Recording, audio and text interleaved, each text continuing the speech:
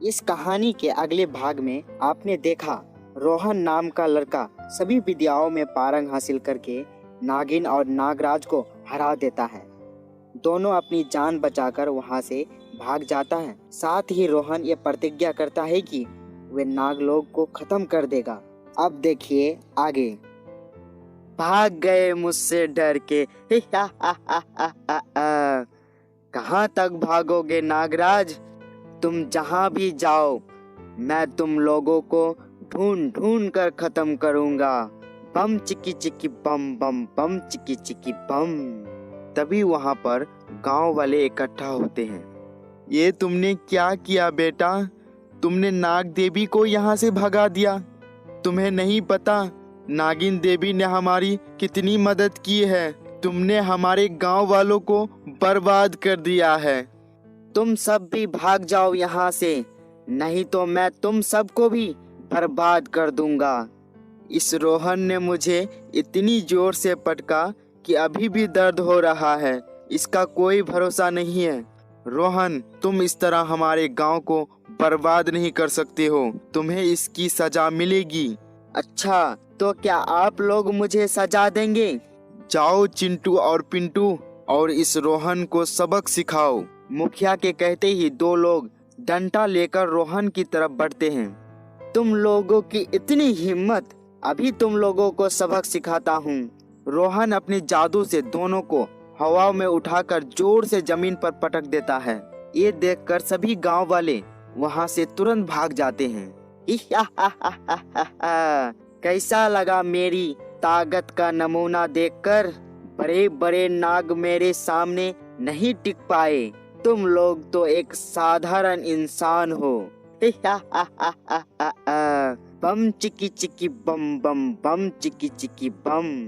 आज से मैं भस्मासुर हूँ। मैं सारे नाग को भस्म कर दूंगा।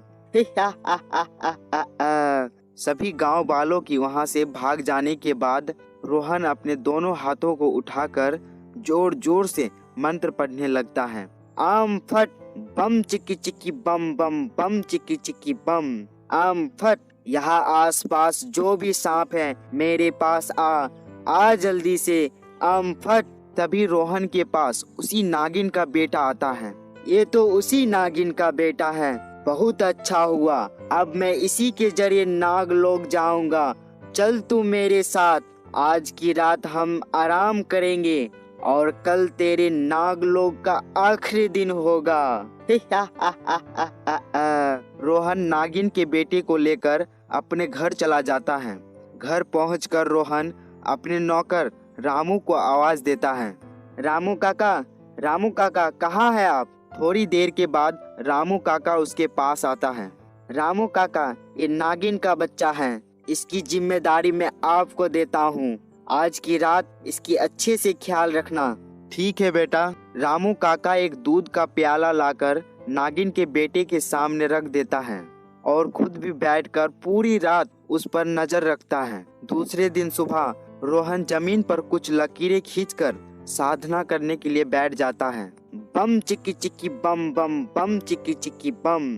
जल्दी से मुझे नागलोक जाने का रास्ता मिल जाएगा। फिर सभी नागलोक को एक साथ खत्म कर दूंगा। रामू काका, उस नागिन के बेटे को यहाँ ले आओ। रामू काका उस नागिन के बेटे को लेकर आता है। अब ये बच्चा ही मुझे नागलोक लेकर जाएगा। बम चिक्की चिक्की बम बम बम चिक्की चिक्की बम। आम फट, ए नागिन के बेटे, मुझे नागलोक लेकर चल। रोहन नागिन के बेटे को अपने बस में कर लेता है और उससे नागलोक जाने का रास्ता पूछता है। रोहन के बस में आकर नागिन का बेटा उसे नागलोक की ओर ले जाने लगता है। रोहन भी उस बच्चे के पीछे पीछे बढ़ता रहता है। वे नाग संतान जंगल के अंदर जाकर एक गुफा के अंदर चला जाता है जो काफी अंदर तक जा रहा था। रोहन भी उसके पीछे पीछे अंदर चला जाता है। रोहन उस बच्चे के साथ गुफा के काफी अंदर तक पहुंच चुका था। आगे बढ़ते हुए जो भी नाग रोहन को रोकने की कोशिश करता है, रोहन उसे जान से खत्म कर देता है। कुछ ही समय में नागलोक में एक खबर फैल जाती है कि एक तांत्रिक नागलोक में जबरदस्ती प्रवेश कर रहा है। सभी नाग और नागिन मेरी बात गौर से सुनो, हम बहुत ही बड़े खतरे में हैं। वे तांत्रिक बहुत ही शक्तिशाली है। मैंने खुद भी उससे लड़ने की कोशिश की, लेकिन मैं भी नहीं टिक पाया। ये नागराज, तो हम क्या करें? क्या वे ऐसी ही हम सबको मारता रहेगा? एक ही उपाय है जिससे हम अपनी जान बचा सकते हैं, लेकिन उसे हरा नहीं सकते हैं। नागराज, जल्दी से वो उपाय बताइए, नहीं तो वो और भी नाग और नागिन को मार डालेगा। सभी नाग और नागिन को इकट्ठा होने को कहो। हम सबको मिलकर एक बड़े नाग में बदलना होगा। बस एक ही रास्ता है जिससे हम अपनी जान बचा सकते हैं। सभी नाग इकट्ठा हो जाते हैं और वे सब मिलकर बड़े से एक 10 सिर वाले नाग में बदल जाते हैं। दूसरी तरफ रोहन भी तेजी से गुफा के अंदर बढ़ता चला जा रहा था। कोई भी मेरे रास्ते में नहीं आ सकता। देख लो नागराज, मैं तुम्हारे नागलोक को बर्बाद करने आ रहा हूँ। बम चिकी चिकी बम बम, बम चिकी चिकी बम, आम फट। अच्छा, तो तुम सब नागों ने मिलकर नाग शक्ति रचना की है। तुम सब समझते हो कि तुम मुझे इस तरह रोक पाओगे? तुम सब कुछ भी कर लो, लेकिन मुझे नहीं रोक सकते हो। रोहन, तुम्हारे लिए अच्छा यही होगा कि तुम लौट जाओ। हम तुम्हें नुकसान पहुंचाना नहीं चाहते हैं। तुम लोग मेरा कुछ नहीं बिगाड़ सकते हो। अगर विश्वास नहीं होता तो कोशिश करके देख लो। नागराज रोहन की ओर आग उगलता है। काफी देर तक दोनों में घमासाई युद्ध चलता रहा। रोहन, वापस लौट जाओ। तुम अपनी शक्ति का गलत इस्तेमाल कर रहे हो। गलत इस्तेमाल तो तुम लोग करते हो। उस नागिन ने मेरे पिताजी को मार डाला था, इसलिए मैंने प्रतिज्ञा ली है, मैं तुम सबको मार डालूंगा। रोहन, क्या तुम्हें पता नहीं कि तुम्हारे पिताजी एक लालची इंसान थे?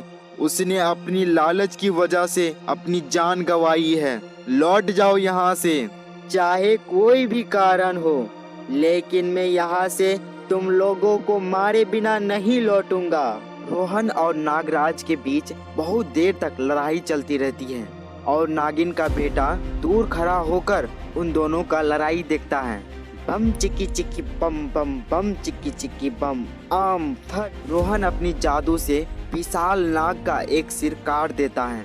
रोहन, ये तुम गलत कर रहे हो। तुम हमारा नागलोक इस तरह से बर्बाद नहीं कर सकते हो। क्या मिलेगा तुम्हें ये सब करके? मुझे खुशी मिलेगी तुम लोगों को विनाश करके। 4 साल से मैंने तुम लोगों को मारने के लिए तड़प रहा था। मैंने रात दिन तपस्या की ताकि तुम लोगों से अपना बदला ले सकूं। पर वे आज दिन आ चुका है। हमें छोड़ दो रोहन, हम सब तुमसे माफी मांगते हैं। नागिन तो बस तुम्हारी गांव वालों की ही मदद करने के लिए वहां रह रही थी। उसने तुम्हारे पिताजी को एक हीरा भी दिया था। रोहन फिर से अपने जादू से विशाल नाग का और एक सिर काट देता है। बम चिकी चिकी बम बम, बम चिकी चिकी बम। नाग दर्द से कराने लगता है। रोहन, तुम बेकसूर नाग और नागिन की जान ले रहे हो। इसके लिए तुम्हें कभी माफी नहीं मिलेगी। मुझे किसी से माफी नहीं चाहिए। बस और आखिरी वार से ही मैं तुम्हारी जान ले लूंगा। बम चिकी चिकी बम बम, बम चिकी चिकी बम। रोहन अपना मंत्र पढ़ता रहा होता है। तभी रोहन की गुरुजी वहां पर प्रकट होते हैं। तुम क्या कर रहे हो रोहन? बाबा, इन लोगों ने मेरे पिताजी को मारा था। बेटा, मुझे सब पता है। तुम्हारे पिताजी का मृत्यु इन लोगों ने नहीं की, बल्कि उनके भाग्य ने की थी। उसके किस्मत में मृत्यु लिखी थी। ये बहुत ही गलत है। इन लोगों की भी एक दुनिया है जिसे तुम अपने स्वार्थ के लिए बर्बाद नहीं कर सकते। इन्हें जाने दो। तो क्या बाबा जी, अपने पिताजी की मौत का बदला ना लूं? मैंने तुम्हें बहुत सारी विद्याएं सिखाई है, जिससे तुमने सिर्फ अपने गुस्से को शांत करने के लिए इस्तेमाल किया है। तुम अपनी शक्तियों को लोगों की भलाई करने के लिए इस्तेमाल करो, जिससे तुम्हारा मन शांत होगा और तुम्हारी पिताजी की आत्मा को भी शांति मिलेगी। इतना कहकर बाबा अपने जादू से नाग का एक कटा सिर फिर से जोड़ देता है। बम चिक्की चिक्की बम बम, बम चिक्की चिक्की बम, आम फट, सब कुछ पहले जैसा हो जाए फटाफट। आपका बहुत बहुत धन्यवाद बाबा जी। अगर आप नहीं होते तो आज हमारा कोई भी जिंदा नहीं होता। किस्मत का लिखा सबको झेलना पड़ता है। आज से तुम लोग अपने नागलोक में ही रहना। तुम्हें इंसानों की दुनिया में जाकर दखल नहीं देना चाहिए। सब अपनी जगह में खुशी खुशी अपना जिंदगी बिता रहा है। जी बाबा, आपने जैसा कहा हम वैसा ही करेंगे। आपका फिर से एक बार बहुत बहुत धन्यवाद। चलो रोहन, तुम्हें और एक नई विद्या सिखाते हैं, जिस विद्या का नाम है लोगों की मदद करना। एक और नई विद्या? चलिए बाबा जी, मैं मन लगाकर सीखूंगा। बाबा रोहन को अपने साथ लेकर चले जाते हैं। इसके बाद से रोहन एक अच्छे इंसान में बदल जाते हैं और जरूरतमंद लोगों की मदद करने लगता है।